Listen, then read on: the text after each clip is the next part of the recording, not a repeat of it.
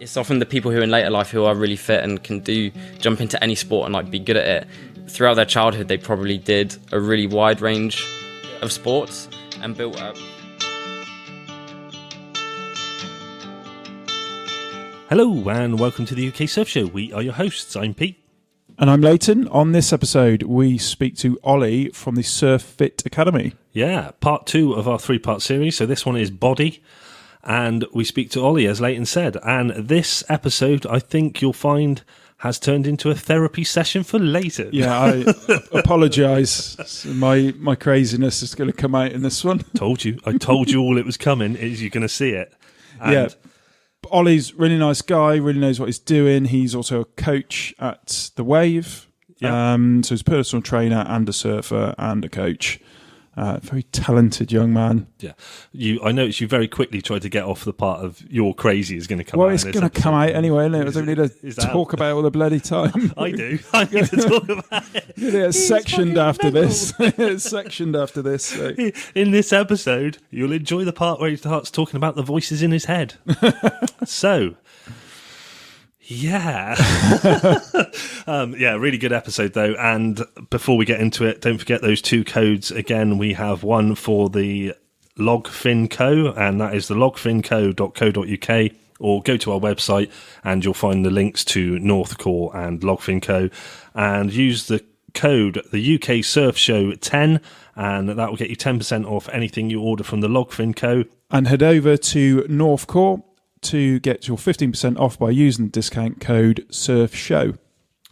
Yeah, so here we go with your therapy session. Here we go.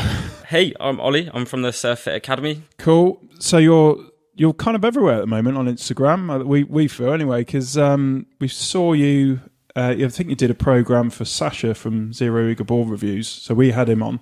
Yeah. So if he's kind of using you, you know you're getting popular because he's kind of on it in the surfing world, isn't he? Yeah, I mean, I met Sasha for the first time at the Wave, right. And then we kind of... He never goes there. I think it's his second home, isn't it? But yeah, then we kind of connected through Instagram, and he was looking to do something like throughout lockdown whilst he couldn't get to the waves. Yeah.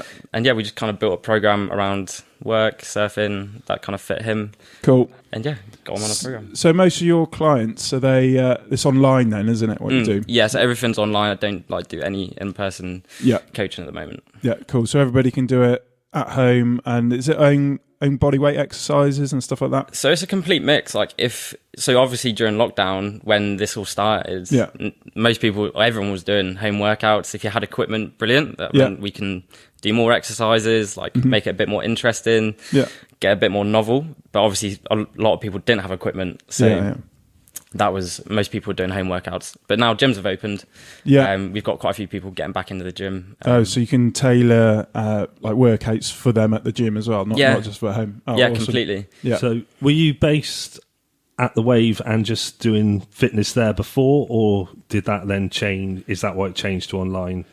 No, so I never actually did any of the fitness stuff at the Wave. I was just coaching there. So when I first started working at the Wave, I was actually at uni in Cardiff. Ah, right. And I just worked there part-time as a student because it's a pretty fucking cool job to have as a student. Paid for my beer money, so that was all right. Yeah. And then kind of as obviously lockdown happened, finished uni, and I was kind of like, oh, there's no jobs. I don't know what to do for work, and came up with the idea of the Surf Fit Academy. Yeah. And then just was doing that on the side, and now do it full time. Oh, amazing! That's a success story in itself, wasn't it? That. So when was that started? Was that this year that started, or is it? How long have you been Surf going Fit for Academy? Now? Yeah. Yeah. So we started. I think the first idea for it came probably around June last year, maybe. Right. And my uni run this entrepreneurship program, which I'd actually been signed up for since the start of uni. And I ignored every single email they ever sent me for 3 years. And I just happened to open one of them at the end, towards the end of my degree. Right. And it was for this week of entrepreneurship skills. And it was to help you develop and start a business. Cool. But it was a bit of a competition. So you had to put an entry in. And if they thought you were worthy of going on it on the week, because there was loads of guest speakers who are successful business people. Yeah. And then at the end of that week, you got to present your business idea, and if they liked it, they'd like put a bit of money into it. Right. So you had to record a video of you speaking on camera, saying what your idea was, where you wanted to go, why you're doing it. Yeah. And I was lucky enough to receive like some funding from it. Wow! Congratulations. Yeah, thank you. It felt like a big deal at the time as a poor student. So they must have seen something in you for that. Then that was brilliant. Yeah, so that was really cool. And that then allowed me to go and purchase a laptop, which obviously you need to do when starting an online business. Yeah, definitely. And then, it kind of took off from there. Oh, amazing. So you're helping people, you're helping surfers get fit for surfing. Yes. The exercises you're tailoring is what would it be? Is it like to help with flexibility as well? And so it really depends like on the person. There needs to be a massive like individual aspect to it. So it needs to be like what you need is going to be very different to what I don't know Pete like needs. Yeah, exactly, or what I need. So for example, like the weekend warrior who maybe only gets in over the weekend or maybe once or twice a month and works a 40-hour week sitting at a desk is probably going to need something very different to an 18-year-old who's surfing 4 times a week. Well, of course, yeah. Like so it needs to be completely different depending on where your strengths and your weaknesses lay. Yeah. So we were talking about this on the way up, weren't we? Leighton can train. Well, he's always trained for nothing and anything his whole life. Yeah. I can only do it if I've got a goal. So years ago, I did the TMB, which is the Tour de Mont Blanc, where you walk around the base of Mont Blanc. Oh, amazing! Like Italy, Switzerland, and France. That sounds amazing. And it was good, but. How many days was it? Was it like 2 weeks? 2 week hike. 2 week hike. Yeah. How far is it? I can't even remember. 100 and something miles. No, it would have been more than that. I think it's slightly more than that. No, it's about 110 miles, but it's the elevation and everything. Yeah. Sure. I think one of the guys said at the time you cover the distance of Everest basically up and down the whole time. Yeah. And I remember one day it was like 8,500 feet down to 4,000 feet, back up to 8,000 feet. And that's insane. I ran out of food. Someone gave me an apple and I cried. This was one of those things that happens, those sort of things. But it was very that. So I had a goal there because I needed to get fit for that. And I trained like mad for that. Yeah. As soon as it was over, I was like, fuck that, I'm not training anymore. And like Leighton saying to me on the way up, but surely your goal to train for surfing is like, I've spoken to a lot of people and they go like, what do you do training for surfing? I go surfing. What do you do training for skateboarding? I go skateboarding, And I find it difficult to train if I haven't got a set goal at the end. I know a set goal could be, I want to be better at surfing. That could be my set goal at the end. But without having an actual... Like an event. Yeah. Yeah. Like an actual big event. So how would you tailor something to someone that finds it difficult without having a... I know this is probably a really horrible question. No. This is really interesting, and it's a lot of what I do. So, for example, if you can just train without a goal, it means you're quite intrinsically motivated. So you've got extrinsic motivation and intrinsic motivation. Yeah. So extrinsic is being like doing something because you want the reward at the end. So either for like money, fame, like, I don't know, social gratification, or to avoid pain. Like, whereas the intrinsic motivation is doing something because you love doing it. So I think we're quite similar there. I just enjoy the process of training. So if you, number one, maybe try and find a training method that you really enjoy doing. Yeah. That might be... I do like sit-ups, like one out of bed and one back in every day. Sometimes I run to the car if it's raining. But that's about as far, no, joking aside, I find that something that's really difficult to motivate me to train if I've not got... I need to set a goal and go, right, that's the goal. And that's what I want to train for. Yeah, so that's brilliant. Yeah, whereas you two, I know both. Like I've seen your training online, and I've been like, Jesus Christ. Yeah, your snatch is. Oh, which one? The one you posted the other day. It was clean as anything. That's the cleanest one I've ever seen. Oh, it was awesome. Thanks, yeah, it was awesome. I'm quite lucky. One of my friends is a really good weightlifting coach, so he's kind of helping me through that. But back to the goal setting thing. So, like, when you're setting goals. There's obviously, you've probably heard of like SMART goals, so you've got to make it specific, measurable, achievable, all that sort of stuff. So you've got to come up with a goal that obviously it means something to you. There's no point in just picking someone else's goal or a random goal. It wants to be something that's specific to you. And you actually want to go and achieve, and then you can break it down into slightly smaller goals that are going to help you get there. So process goals, so actionable steps that you can take every single day, every week. They're actually going to get you closer. So, and that way it makes it feel like a lot more manageable and a lot more actionable. Yeah. I think there's a lot of people out there that have the same thing as well. There'll be a lot of people that listen to this that, well, we know a lot of people that listen to this are landlocked and they can't surf all the time. So, they can't get that fix. And I suppose a lot of them will think of surf training as something that's not at the top of their list, sort of thing. They'll want to train, they'll want to be good at surfing when they go down, but they think, well, I'm further away. I think it's a difficult one, but with what you're doing, where it's online and you can tailor it to make someone, better in various ways and help them, like the way you've just explained that, and like, oh yeah, I could probably do that. Like, I think. Is there anything that you think you could? Like, is there something you're interested in, like a goal that you think, oh, I want to go and do that? It's going to put you on the spot now. It's put me on the spot now. Well, like a surf trip or something. No, I don't know.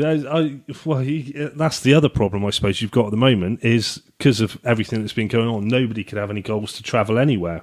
Sure, I know it's starting to lift, and where it doesn't have to actually be like a surf thing, does it? Like, yeah, but with a surf fit. No, I know, but like for any kind of. Like, just picking up your level of fitness is going to help, isn't it, with surfing? Yeah, so something quite interesting, because a lot of the people I work with are landlocked, and I spent most of my adult, or most of my life landlocked, living in the East Midlands. Right. Sorry about that. Yeah, tell me about it. I just lost my train of thought. Landlocked. Yeah, so something that's quite nice about, I think, being a UK surfer, and let's face it, there's not consistent waves all year round, is it? Like, it's just part of living in the UK, unfortunately. Yeah. So if you can find a training modality that you enjoy doing and get into the process of enjoying your training and noticing the positive changes and the differences that you're making to your body and your performance, that can actually be really motivating for people, even if they don't think it's going to be at the start, because people think that motivation is going to come out like thin air.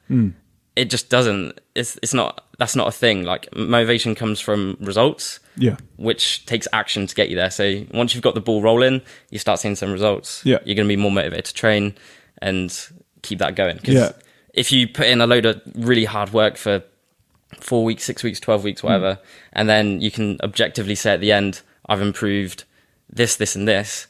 That's going to make you feel pretty fucking good. Yeah, you carry on. Yeah, exactly. Right. Yeah.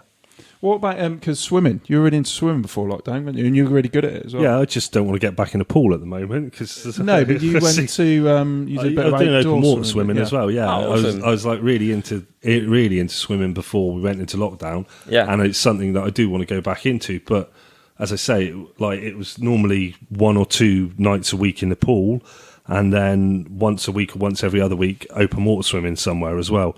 And that was something that I was really into. But as I say, with the whole COVID thing, and I think a lot of people have been in the same. Have you found that a lot of people have lost motivation during the COVID thing, or have you found more people have got motivated? I think it's a massive mix. It really depends on people's personalities and what situations like people are in, and it really comes down to, I think, the individual. Like, if you, it's all about how you perceive kind of where you're going and like what's going to happen. Like, if you have the mindset of, I'm never going to be able to get back in the water and surf, then you're probably not going to feel very motivated to do things. So see, I have that sort of feeling of, I think I should train for my paddle strength is what I get it when swimming as well. And I find after a while it's not tired muscle. I don't know how to explain it. It's like your muscles have just like drained of like all energy. It's probably got something to do with the food I eat or the lack of training, or, it could be multiple things. But I do have that where I feel like my muscles get drained of energy quite quickly. Is that whilst you're swimming? Whilst I'm swimming or whilst I'm paddling, surfing, I found I can paddle quite hard, and then I feel they're quite drained. Right. And it takes a while for them to like recover. Yeah. So that could be like down to a few things. Like the first thing I'd probably want to look at if someone came to me with that issue is take a look at their mobility and their movement, because if you haven't got like adequate range of motion through your shoulder, like through your thoracic spine to like upper back, that's gonna really limit like your paddling speed and technique. So if your paddling technique's not as good as or efficient as it could be because your mobility's not letting you pick your arm out the water and reach further, you're gonna have to take more strokes and probably shittier strokes to travel the same distance. So you're gonna get tired quickly. Yeah. And then it's also gonna put you into poor movement patterns. Yeah. Increase the likelihood of getting injured. Like you're going to be able to express less force with each stroke. So that's probably the first thing you'd want to look at. Yeah, that makes sense. So, but I'm kind of the opposite scale. So, you gave those two examples of people that work out, people like the intrinsic and extrinsic. Yeah. Is that what you said? Yeah. So I think there might be a third one which I might be in, which is a little bit mental.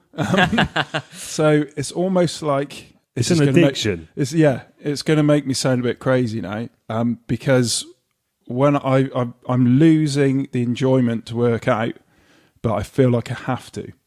It's almost like there's voices in my head telling me to do it, or you're going to lose all your fitness overnight and all that kind of stuff. So okay. I sent you what I do. It was a lot. Yeah. More than I train. And that actually... Actually, he played it down a bit. So there was more than that, but I've made a New Year's resolution this year to try and be okay with not doing as much. Yeah. So what I sent you is the base. The base. There's additional stuff on top. What I've stopped doing is a daily exercise as well, which I'll do on top of that. And it's only 5 or 10 minutes, but it'd be every single day, no matter what. And it'd be push-up variations, which were 5 different types of push-up, no rest, 10 reps for each, then straight into squat thrusts and calf raises, and then chin-ups, pull-ups, and leg raises every day in the morning. You make me fucking tired just saying it. Every day in the morning. Well, no, it wouldn't be in the morning. It'd be in the evening because I'd work out the other workouts in the morning. It's mental. It's absolutely mental. Yeah. And I since I was 15, the longest I've had without working out is 2 weeks, which is, and I'm 40 now. So that's crazy. Isn't it? That is insane. How old are you? 41. And the 2 weeks was because I had an operation. So it wasn't even, and that was the hardest 2 weeks of my life. Wow. But do you enjoy it? I did, and like you said, when you see goals, when you see gains, you do. But when you're at this point now, you just plateaued all the time. You know, to be able to, so I mix up the workouts. So it's not the same every week. It's on a 2-week rotation. Okay, so it's crazy. You're gonna have to cut the crazy bit out. Sort that, leaving it in. So what I said this year, what I was going to do is I'm going to reduce it. So I've stopped the daily exercises. Kind of, like you haven't, have you? Most of them. It's definitely not every day, but I want to do more yoga because I know yoga helps me. Yeah, but the voices in my head make me do the strength training first. Yeah, so people love to do things that they're good at because it makes them feel good. Yeah, so it makes you feel accomplished, which is obviously positive feelings. Yeah. So if you know, for example, you're lacking in mobility or like movement, or you feel like yoga is going to be beneficial for you, that's probably what's actually going to help you break through that plateau. Yeah, it's just about you've got to find a way to hold yourself accountable to be doing those things, which is often where having a coach is really good because they can point out the areas you're weak in, which you probably don't want to do. No, and then if you don't do them, you've got someone to answer to. So like that often. Yeah, because I think I struggle getting the motivation to yoga because I am shit at it. Yeah, exactly. I'm really shit at it, but I can do dumbbell curls all day long. So it's so that I do need to sort that out before I do some kind of damage, because I definitely have injured lower back. Right. So I do kind of try to avoid the exercises that would probably strengthen that properly. And then also that like limits my mobility in my back. And then of course. So on top of the exercise, I do a physical job as well. And then I used to cycle to work, so it's just crazy. It's honestly, it's mental. That is mental. And I used to be part of a running club as well. So latest therapy session. Yeah, it's a therapy session. Yeah. So we're like opposites, really, aren't we? You're like, not too bothered. Yeah. And I'm like, I want to be a little bit more like Pete. You know, I want to just relax, and because it does torture me. Really? If I don't do it, the voices in my head are going, "Yo, God, what are you doing today?" You know, I can't. Yeah. Like you do realise you haven't done upper body this week, don't you? That's what it is. I'm like, okay, well, I've got Saturday and Sunday to go. So, you know, I'll try and like, even if you have like a hard surf session, or like the last week we had 3 evenings, two evenings in the morning. 3 surfs in 30 hours. Yeah. It was. And then Pretty intense. Yeah, and then I was fucked. Yeah. Literally, I went home and I got into bed at like 2:30, and I thought, I'll go to sleep for an hour and I'll get up and I'll feel all right. I woke up at 7:30. I went back to bed at 10:30, and I woke up at 9 o'clock in the morning. I just slept for like that's some many hours. huge sleep gains there. Yeah. That's impressive. And I was knackered, and I didn't get any sleep because someone kept waking me up all night, all through the night, just woke me up. We will address this on another podcast, but I'm gonna correct that lie. So you did that when I got home. You're gonna say you did a workout. I did my daily workout, tidied the house, and walked the dog. And I just need to be able to sit down and chill. You know, definitely. I think you need to, or you don't need to do anything if you're enjoying what you're doing. That's great. That's the thing. I'm not though. It's describing me mental. Yeah. So probably actually like regressing what you're doing, identifying where your weaknesses are, and then your strengths, and then building maybe more of a structured training program that would. Because doing more doesn't necessarily mean better. No. Doing better means better. Yeah. So you could probably make huge gains training 3 days a week. Yeah. But focusing on the areas that you're not so good at. Yeah. And then doing, like, I don't know, a couple of other days of 10 minutes accessory work that's the bicep curls and stuff you enjoy. Yeah, maybe a little bit of therapy as well. yeah, maybe. Oh, God, it's going to make me sing so crazy. That's what you're get all those little snippets and just put them at the start and give it to the person at section, what do they call it? Is it section 9? I don't think you can say that anymore. Oh, okay. It was section 8 they used to call it or something, wasn't it? I can't remember. Anyway, so we got a bit sidetracked into our inadequate and over-adequate lives. Over-adequate? Over-adequate. Is that the right English? I don't know what it is. So back to your side of it then. What about your own personal surfing? How's that go, or how's that go? Or how did it start? Yeah. So I started surfing probably when I was 7 or 8. But obviously I lived in the East Midlands, like in Norfolk. So basically never got to surf maybe once or twice a year if I was lucky. But I remember that first surf lesson was down at Bude.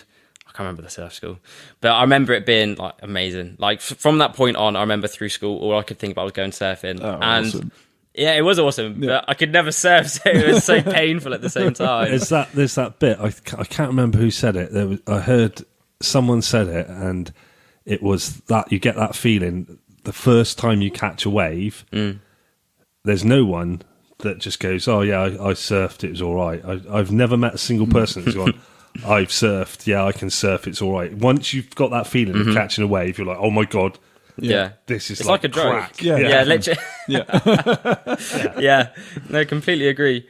And then kind of from that point onwards, it was just about getting in as much as I could, but obviously living in Norfolk is pretty flat. I mean, there are a couple of spots like around the Norfolk coast that like you occasionally do get like amazing waves. It doesn't happen very often. Yeah, few and far between. Exactly. Yeah. So it was kind of up until, I don't know, 18, I was swimming a lot, doing rugby, did a bit of judo, did quite a lot of judo.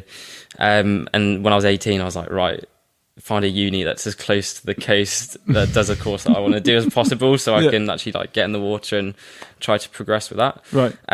But like my main sport when growing up was swimming. Like that was what I did a lot of. So I had quite good paddle strength. Yeah, quite put you in good stead then. Yeah, exactly. I was really happy in the water. So like, I mean, my surfing was dog shit, but I could paddle around like for days, so then I could progress quite quickly, I think. Yeah. And then so from kind of 18 through uni is kind of when I started surfing a little bit more, was getting a little bit better, started surf coaching down in Cornwall, like between years at uni. Nice. So I was getting in the water even more then. Yeah, God, I bet every day nearly. Yeah, exactly. So that was really fun. And then, the wave opened and get to catch 20 waves in an hour, which is insane. So well, I see on Instagram you're there really early some mornings, aren't you? Yeah, so they've just started running like staff sessions in the mornings now that it's got lighter. Oh, nice. So in the water for 6. And sets you up for the day, I bet. It's amazing watching the sunrise like from the water, and if it's like really still, it's just like glass. It's amazing. Jealous. How'd you find it in the winter? Fucking cold. I was saying, someone said to me, and I said, it's worse than the sea in the winter. 100%. It's so cold. Yeah, we turn up sometimes for work and there'll be ice in the pool. It's like, what the hell? Yeah, I know. Oh. Because it's pretty much like air, like the air temp, it matches it, or just like a couple degrees below. Right. Yeah. So in the summer, it's awesome, like boardies. Yeah, well, we went when we went last week. It was like, 14 degrees? I wore a summer suit last week. Yeah. Well, I bet you was fine, weren't you? Yeah, absolutely fine. But yeah, as soon as we went down to Saunton the day after, I was in a winter suit again. I was like, sod the hat. But yeah, it's definitely, summertime, lovely place, but I think they need to, seriously, I think they need to heat it in the winter. It's ridiculous. It's a different level, and coaching in it isn't too much fun. No, I probably shouldn't say that, but standing there in like 4-degree water with a wetsuit on, it's not too bad when you're surfing because you're moving around, but just standing there, it's cold. There's no wetsuit in the world that's going to keep you warm if you sit still. Yeah, exactly. Better off in a dry suit, to be honest. You would have thought so, wouldn't you? I'm surprised someone hasn't got in there. Yeah. But I remember when we first opened, they used to have like the host sitting out back in the water with you. Right. And obviously, like going into winter, there used to be someone sat out there on a board, just like shivering. I remember putting on like 2 suits to go out there and do it. And it would be awful because the last wave of the set, like you'd catch it in and everyone would like see you expecting you to like shred, and like you've just been sat in cold water for an hour and you just kook it and stuck it on the wave. The other day I put a video on our Instagram and it was the last wave and I was freezing. Like I said, we've been surfing for 3 times in 30 hours. I literally got up and I had in my head, I was like, right, I'm going to do this, I'm going to do that, and I just stood there and I was just like literally nothing at all. Pete's got this really good zone out look, what when we were kids used to call it computer look. There it is. I know nobody can appreciate. That's what he did on the board. And people can't appreciate this on the podcast. You're going to have to take a photo of yourself and post it on. Just zone out. I do it while I'm talking. I do it when honestly, I've done it in podcasts when I'm asking questions. I've started to ask a question and I forgot what I was asking. I just zoned out. And Leighton's had to take over the question. How many times have we been out somewhere and somebody goes, "Are you stoned?" If only I was. It's the thing I can the best example is if anybody watches The Simpsons is when Homer Simpson zones out and his eyes go slightly out to the side, like in opposite directions. That's what you do. Well, what can you say? So with Surf Fit Academy, obviously you're training lots of people now because it's getting really popular. So have you got any major success stories that you're most proud of? Trying to think of a few now, really big ones. Juan, quite recently, one of I think he's originally from Uruguay, but moved to Bristol fairly recently. Yeah. And he was really struggling with his pop-up. So we did a bit of a physical screen with him to see where his strengths and his weaknesses were. Yeah. And he was pretty fit. He had decent cardiovascular fitness, was pretty strong through his upper body and lower body. But the majority of his time was spent sat at a laptop for his work, on lots of Zoom calls, especially throughout lockdown, etc. 40 hours sat down. Yeah. And his hip mobility was, he won't mind me saying this, it was horrendous. it wasn't great. It's something that we've been working on for a little while. And so he was really struggling with his pop-up to get up to his feet just because he didn't have the adequate range of motion for his hip to bring his feet underneath him as he was popping up. So we kind of tailored his training program to hammer his hip mobility multiple times throughout the week and get him even little things whilst he's brushing his teeth, get him to sit in a deep squat. Oh, cool. Which is little things like that can actually be brilliant because it seems really minor, but 4 minutes a day sitting in a deep squat accumulated over weeks and months. Yeah, that's as huge. Opposed to nothing. Yeah, that's right. Exactly, that's huge. So yeah, he actually sent me a video the other day of him being able to do one of the stretches called like a Spider-Man with rotation. Yeah. And the goal is to be able to get your elbow down to your foot. That's kind of, if you can do that, you've got pretty good hip mobility. You shouldn't have any issues like there. Yeah. Sorry, I'm trying to work that out. Your elbow to your foot. I did it the other day. I can't do it. Oh, what? As in a press-up position? Yeah, and you bring your foot up to the outside of your hand, and then you've got to like try and drop your elbow. So I'll show you. I'm going to try that later. Yeah, it's hard. I can't do it. Yeah. But that's something he really struggled with, and he managed to get his elbow to the floor this week. Yeah, which was brilliant. And I was like, that was a huge milestone for him. Yeah. So that was really exciting. Yeah.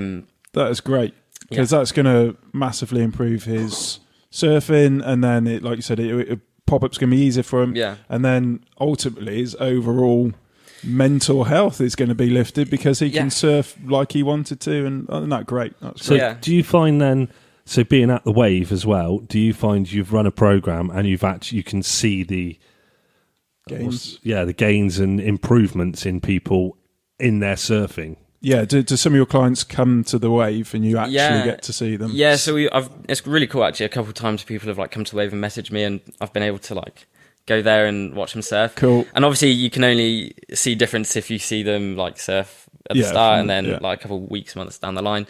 But yeah, definitely. I mean, Christina, one of the girls that we've got training with us, she actually messaged me today saying that she went for a surf yesterday and managed to catch 2 waves a set on every set. Yeah. And like just from an improved like upper body muscular endurance, like improved mobility, cardiovascular work, like all of that, which is like, that's brilliant. You've just essentially doubled the value of your session. Yeah. Well, saving money in the long run, then, isn't it? You know, so that's incredible. Yeah, and there's multiple people who've done similar things. That is really cool.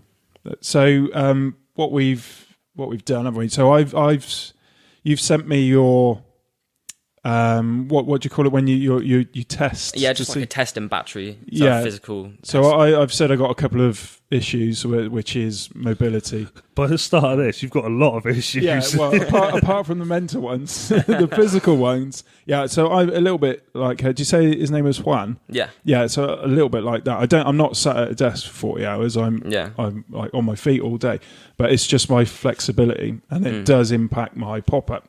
So I know you. So you did a little program for me, which we are going to film and put on Instagram when I do it, aren't we? Yes. Just to see if it will help. So how many times a week do you suggest I do that? Oh, my word. That's a good question. I mean, that really depends. And it depends where it fits into what you're already doing, what time commitments you got with work. And it's like having a good balance, because we're not pro athletes. We're, I mean, I don't know, you train like once a day. I know, it's so crazy. I just really wish I enjoyed it. Trains like Norman Bates. Psycho. But it's like, these programs aren't there to take over your life. They're there to supplement your life and your surfing. So it's really about, how many sessions can you fit around work, family life, other commitments you want to make? Yeah. So I suppose that's the hard thing as a personal trainer, isn't it? Like finding clever things, like you said with Juan, like you do a deep squat whilst cleaning your teeth. You know, there's no time lost, is there? You know, he's not taking time out of his day to do exercise. So is that the hardest thing for you, to find how to fit it around somebody's schedule? Yeah, especially if they got kids. And I think it's something that they struggle with like a lot. So then it's like my job to try and work out some strategies that they can then fit in. A lot of it's just time management, to be honest, and actually just having a plan of your week. So I get them all to like schedule their weekend. We have something called a sort your shit out Sunday. So on Sunday we get everyone like in our WhatsApp group to like plan their week and schedule in their workouts around work. Right. So I suggest to everyone to get a diary so you can put your workouts in, and it's just a really easy way to keep yourself accountable to I've got a workout to do today. Like if you see it in your diary, and then you can like make sure you put work around there, make sure you like got time essentially to do it. So that's just a really easy way to that's a good idea. So I get up early to do mine just because it's the only way I can fit it in, but that's hard sometimes getting up at that. But you know, when the voices are in your head telling you to do it, you you listen. I said at the start of doing a podcast, you'll see the crazy come out of you before long, and it's taken however many episodes in, and people are going to start to see the crazy. It is a now. problem. The thing is, next week, I know it's a problem. Wow. And I just need to. It is. I've done really well this year. Just to simmer a bit.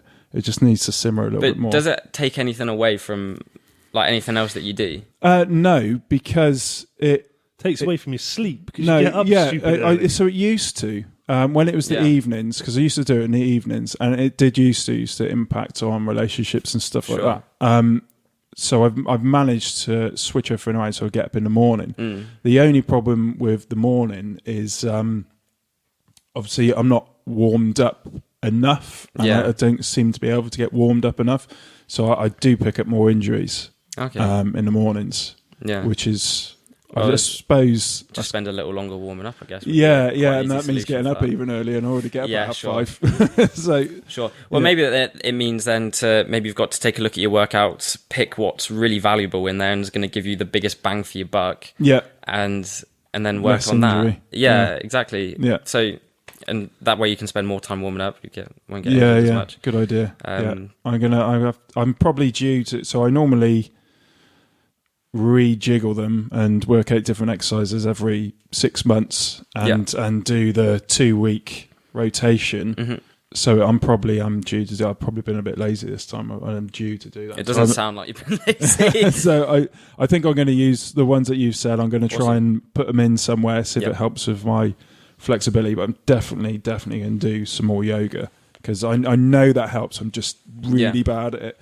And like you said, I didn't really realise that. That's why I'm stopping doing it. After you said it's probably because you're not that good at it. I'm like, well, of course, that is why I'm not doing it. And that's terrible, isn't it? Well, I got all joking aside. Like, I know I'm very good at going, I don't do anything, blah, blah, blah. But like I said, I've always skateboarded. I've got a very physical job, and I mean, like I was chatting to my wife about this the other day, and sort of. She said, I've done this many steps today. And I was like, well, I've done 10,000 steps by bloody 11 or whatever it was. And I'd also been up and down a ladder like 15 times in that, so I've got a physical job. I skateboard, surfing, it's been less recently, obviously. But like before lockdown, I think I was at a place with my paddle fitness. I was feeling really good about myself and everything. Yeah. I think through lockdown, a lot of that slipped. So I feel like I've got a good level. I'd say he's got a stupid level of fitness. I've got a good level of fitness. Yeah. I know I could do more. I could do a lot more. Well, I think what is I think what you're lucky with, and I don't know if you come across this, but some people just have a natural level of fitness that they kind of hover about and they don't really do much. Do you find that with people, like when they come along and they go, I don't really do much, but they can, do 50 squats or something like that? So you do get like freaks, like genetic freaks who are just like, and that's where you see like the all right. And that's like where you see the elite athletes who've like got huge genetic potential and then like ran with it and trained super hard and like I can't remember who said it, but it's like training is like learning about what your genetic potential is. Or is the process of doing that. That's a cool saying. I'm going to change that to benefit myself. I could have been good if I could have been bothered. But it's something really interesting like about people who go into like later life. It's often the people who are in later life who are really fit and can jump into any sport and like be good at it.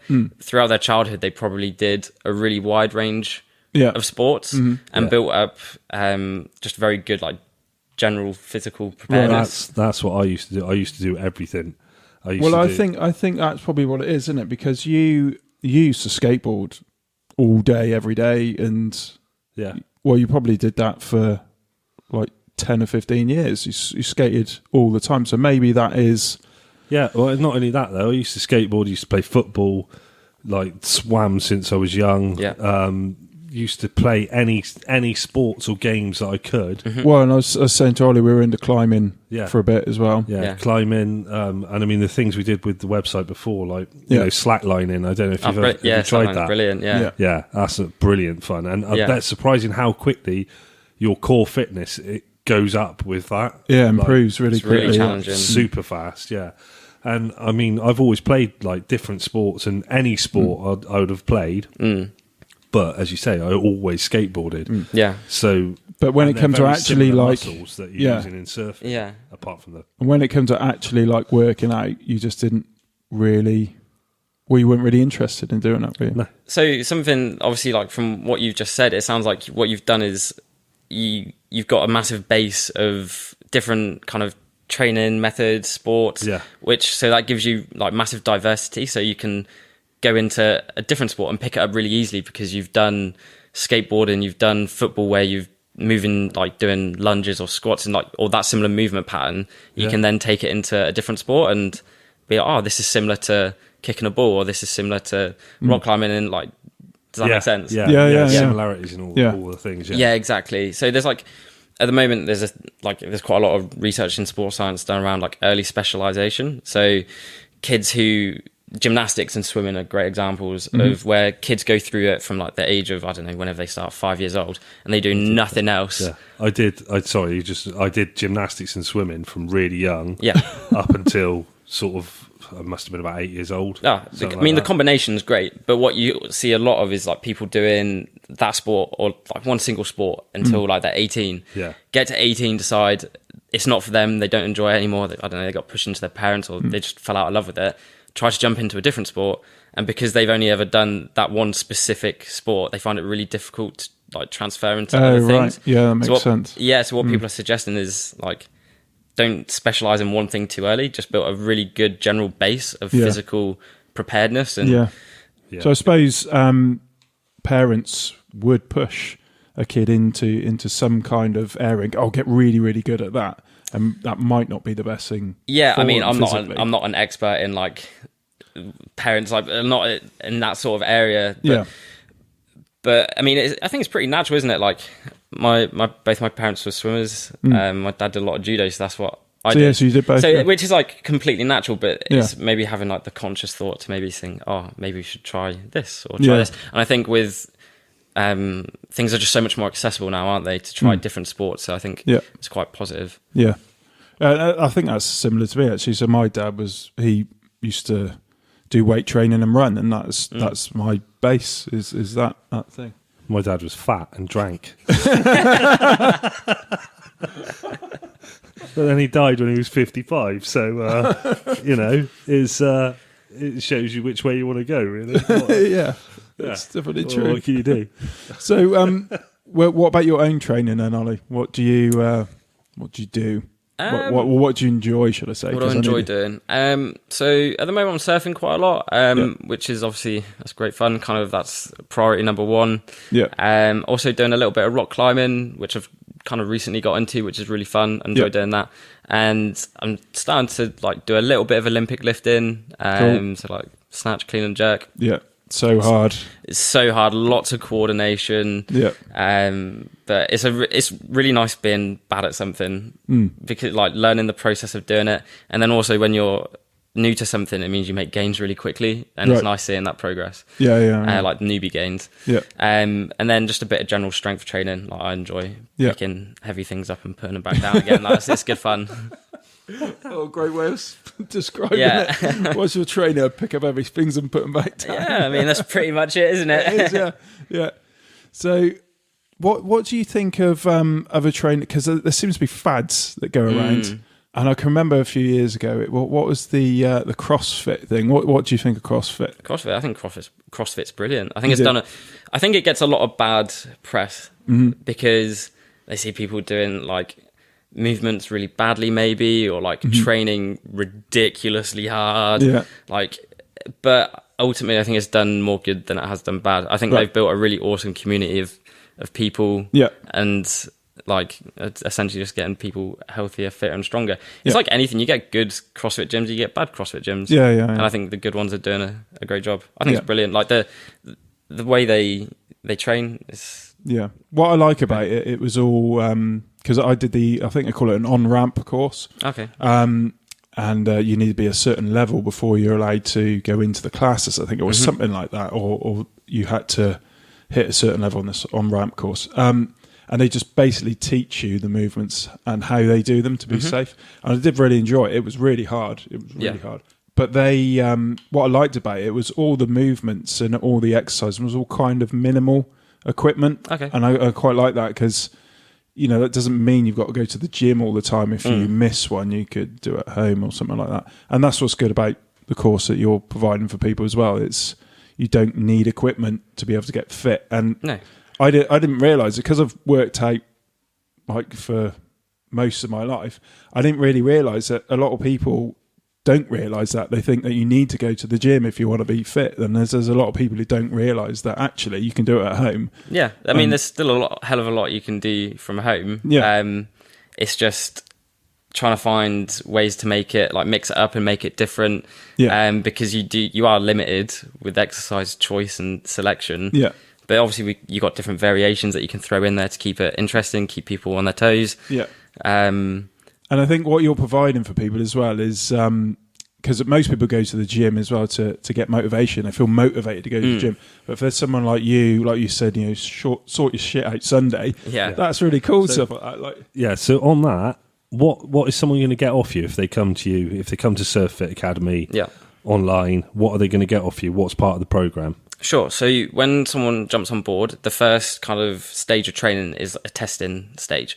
So we need to see where you're at the moment in regards to your movement, your strength, your fitness, just see what you're capable of and like benchmark some scores, because that'll allow me then to assess what areas you're really strong at so we can keep the wheel spinning with that, and then assess where you're weaker at.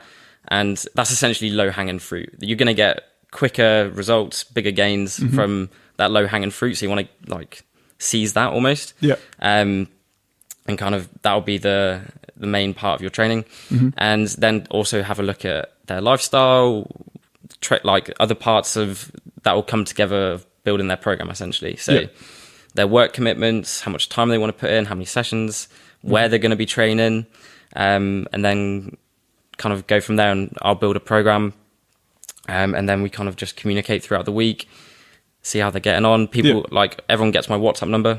So we just communicate through that. That's cool. And we've got a group of people, a big group chat, which is I think it's probably everyone's favourite. Yeah, because you're building like a community of people then. Yeah, which is really cool. Like we've got a few international clients as well. Amazing. Which is like really awesome. Like from people, like there's, I don't know how many, but there's probably like 100+ hours, years of like surfing experience collectively in that group. Wow. So when someone comes in like with a question about surfing or something, there's people like just throwing knowledge bombs in there that like are blowing my mind. I'm like, oh, this is awesome. Like, like learning so much from it myself, which is like, I think it's brilliant. And like people share their wins in there and everyone's so supportive, which is like amazing. Yeah. And then someone might put in, I've had a shit day, and then everyone's also really supportive. Yeah, so it's like, cool. Which is like really nice. That's good. You can build something like that, you know, because if you had something like that on Instagram, I know you've got an Instagram page, but where the people were talking about, you'd get some twat on there, just come in and just put some absolute nonsense on it for no reason at all. When you're in a WhatsApp group, it feels a bit more personal than that, I suppose. Yeah. And you feel like you are part of, you're all doing the same thing. You're all doing your courses and you've all got something in common. And you know. All connected by surfing, aren't That's you? right, yeah. Do you have to be a surfer to do it, though? You don't have to be a surfer. No, not at all. Like, there's people who do surf, but it's not their main passion or what they're working towards. Cool. So we've got some long-distance runners, rugby players. Amazing. Like, the principles of training like still apply to other sports. So do you have then, as everyone who's coming that wants to surf, is there sort of a couple of main things that are like, right, every surfer should work on these couple of things anyway? Yeah, so there'll be like, for most surfers, there'll be a lot of upper body, thoracic, like mobility, shoulder movement, and like rehab exercises. Because if you think, I don't know, in a 2-hour surf or hour surf, how many revolutions your shoulders are going through, you want to make sure that they're moving smoothly as possible. Because if they're not, you're just going to get injured. Like, so I want to make that as efficient as possible. So we'll look at everyone's like shoulder movement, health, that sort of stuff before moving on to any like strengthening exercises. And then, like I said, it depends on the individual. Like if they are surfing a lot, we probably won't look at the cardiovascular side of things because that's not going to be a good way to spend their time because they're already getting a big stimulus from that when they're surfing. So we might look at the strength side of things and build up some strength through the upper body. They'll be able to paddle faster, get into waves earlier, and that way that'll benefit them. Whereas if someone isn't surfing, we may look at the fitness, cardiovascular side of things a little bit more. Do you also have to tailor it if they're a longboard rider or a shortboard rider? No, I don't actually take that into consideration. I just wondered, because I know you're still doing the same sort of movements, but longboarding's a lot different to shortboarding, isn't it? In the way, I suppose like your pop up, you're a bit more forgiving on a longboard. You can like stand up slowly on a longboard, which we do. You can do slower strokes on a longboard. And you're more buoyant on a longboard. I'm just going longboard side because that's what we do. No, that's a great point. Whereas, as in a shortboard, you've probably got to be more paddle fit for a shortboard, I'd say, because you're paddling harder and faster in between sets. You definitely need to, I would imagine, need more flexibility to be able to pop up cleaner and quicker than... But then is being mobile and flexible going to negatively impact a longboarder? It's probably just going to make them better, isn't it? Well, that's true, yeah. So, that is true, yeah. So it's not going to make you any worse at surfing, is it? No, it will make you an even better longboarder, wouldn't it? Yeah. So that was a stupid question, wasn't it? Just got to be as fit as you possibly could be. But no, that's a great point. And with shortboarding, maybe you need to look at more the agility, like force absorption. So if someone's going to be, I don't know, trying to land a huge air, or if that's something they're working on, it's like, okay, we need to work on your ability to absorb force upon landing so you don't get injured. So we're going to be drilling like strength and like plyometric work and like good movement patterns in all those like different areas. Whereas for maybe a longboarder, we'd look at, I don't know, it depends what you're good and you're bad at, and what your end goal is. But we might look at maybe more of the paddle side of things if you need to improve your paddle work, mobility. Well, our longboarding's bad at everything. Want to be better at everything. But maybe it could be like the footwork side of things, which like we're then going to look into like the stability. I've had this recently. That's one of the things. Stability on that is one of the things I had recently. I was getting to the point before where I could move up and down the board quite freely, and now I've switched to a new board, and the new board's amazing. But I've gone to do a cross step, and every time I've gone to do a cross step, my whole body's just gone into like no, just like freezing up.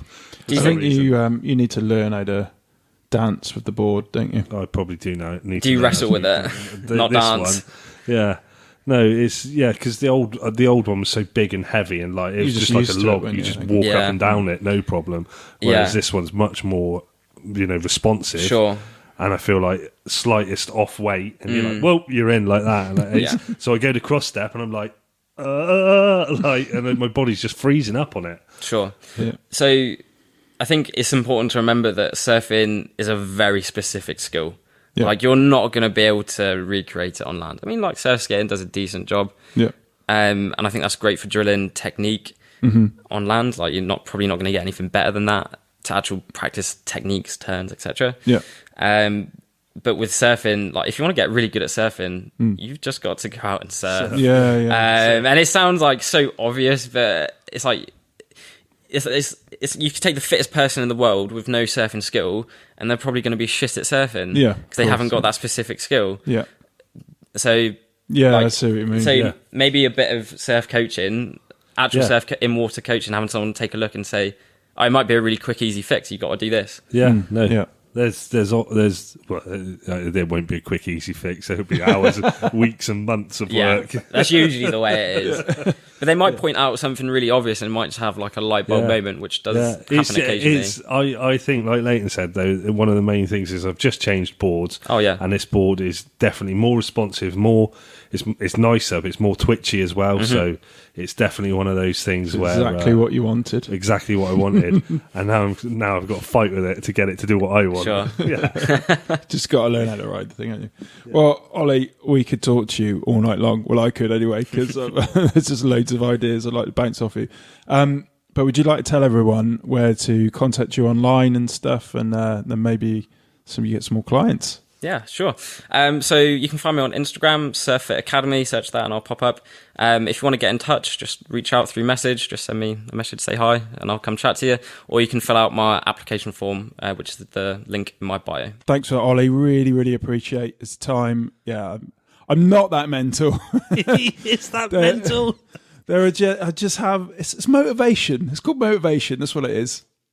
Motivating voices that tell me to exercise. So anyway, you got anything to say to that? So Ollie gave me some exercises to do for a couple of weeks afterwards. Did a little program, and what I took away from it was the stretches that he said to do have really, really helped me, and I now use those stretches before a surf. Yeah, and they've really helped because of like obviously flexibility, but also my lower back kind of pain, which I have, has really helped with that. And those stretches that he gave me is something called a Pigeon Stretch, where you kind of bend your leg in front of you and straighten out your other leg behind you. I do like a toe touch, a stretch called, I think he calls it the Spider-Man. I've heard it called a few other things, but it's basically like a lunge with your hand on the floor and your other hand like points up to the sky, and then you kind of rotate to try and touch the floor with your forearm. And they have really, really helped before surf. It like warms up my back. Yeah. I took away, like, joking aside on it, I didn't do anything really. I've always been one of those people that have said there's always skated or surfed or done active stuff. So I can never get motivated for training. I find it really difficult. If I've got a goal at the end of it, I can get motivated. Like if I'm going to do something, I've got some spare voices in my head if you want them. You can keep them, you nutter. Yeah, if I'm training for something, I can get motivated and do like train really hard and well if I've got a goal set at the end of it. But just to be like something that I found generally quite easy anyway, like. I'm trying to, like, without sounding like a complete twat, like, just paddling out and standing up on a surfboard, that side of it I've always found easy. And then, stuff like skateboarding, just go skating and found that easy. As I'm getting older now, that I, start to get a few aches and pains. And taken away from that has made me think about training. And since we've recorded that, I've actually started doing some training now. Yeah. So, we'll talk about that further down the line and see if the things I've been doing have made a difference. And still too early to kind of see if they've made a benefit. And also, we haven't been bloody surfing ages because at the current time of recording, we've had 4 weeks with no waves. Yeah. Well, there's been waves, but it's not like not worth for us to travel down. It's really annoying. It's one of those things, like we said before, about if you lived closer, you'd probably surf more. But then we probably wouldn't do a podcast because we'd be surfing on the waves that are crap waves. But there's just because they're waves you're going. But yeah, that was a really really interesting chat with Ollie. He's a really good guy, really nice chap, knows what he's talking about, and he'll get you fit for surfing. You can go online and find a Surf Fit Academy, and all his training's online, as he said, and he puts you in a chat group and you all motivate each other. And yeah, just a really nice chat. Yeah, it sounds like he's got a good little up-and-coming business there. Yeah. So, next time we will speak to... Fuel. My fiancée Rachel is coming on. She's a dietitian. She's going to talk to us about diet, a healthy diet for life in general, and for fueling surfing pre and post. Yeah, what you can do, debunk some of the myths that are out there about different diets and stuff. Yeah, lots of fads out there, and it's basically going to be, as long as you've got no underlying health issues, just like a general healthy diet. Yeah. So if you do have any more questions, send us a message, send us an email, or get in contact with us on Instagram. We've had about 1 million post and pre-surf foods that people want to know. So if that's your question, don't worry, because we're going to answer that. But anything else you can think of about, diet or diet. Diet or food. Diet or food. Well, my question to her was, is eating a big bag of crisps and a can of Coke after a surf a good post-surf ritual? Apparently not. No, she's just rolled her eyes at you. She does that a lot when I speak to her. Yeah. As do I. Yes. So yeah, we hope you enjoyed it. Do let us know if you've got any questions for her, and We'll put them to her for the next episode. And also remember to go across to iTunes and give us a rating. Just press that little 5-star button there and give us a rating, and we'll be eternally thankful to you. And leave us a review if you can. Also, give us a subscribe on YouTube, because we're going to start posting some more videos on there soon. Yeah, and remember to head over to Northcore and the Logfin Co. to get your discounts. Yeah, so we will see you next time with Leighton's fiancée, Fuel. Cheers. Bye.